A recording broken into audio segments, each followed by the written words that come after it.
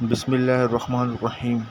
حضرت عائشہ رضی اللہ تعالیٰ عنہما سے روایت ہے کہ رسول اللہ صلی اللہ علیہ وسلم جب خود بیمار ہوتے تو معوذات پڑھ کر اپنے اوپر دم فرمایا کرتے اور خود اپنا دست مبارک اپنے جسم پر پھیرتے۔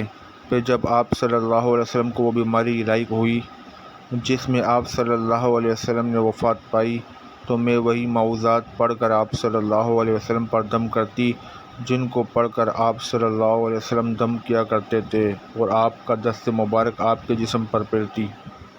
اور جب آپ صلی اللہ علیہ وسلم کسی مریض پر دم فرماتے تو آپ صلی اللہ علیہ وسلم مریض کی پیشانی یا دکھی ہوئی جگہ پر دایاں ہاتھ رکھ کر فرماتے: اللہم اذہب البأس رب الناس اشف انت الشافی لا شفاء الا شفاؤک شفاء لا یغادر سقما۔ ترجمہ: اے اللہ، اے لوگوں کے رب، تکلیف کو دور فرما اور شفا دے، تو ہی شفا دینے والا ہے، تیری شفا کے علاوہ کوئی شفا نہیں ہے، ایسی شفا دے جو ذرا مرض نہ چھوڑے۔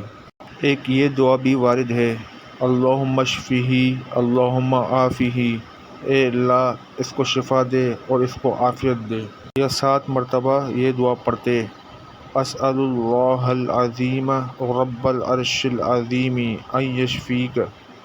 ترجمہ: میں سوال کرتا ہوں اللہ تعالیٰ کے جو بڑا ہے اور عرش عظیم کا رب ہے کہ تجھے شفا بخشے۔ فرمایا: جس شخص نے کسی ایسے مریض کی عیادت کی جس کی موت نہ آئی ہو اور یہ دعا پڑھے تو اللہ تعالیٰ اس مریض کو اس مرض سے ضرور شفا دے گا۔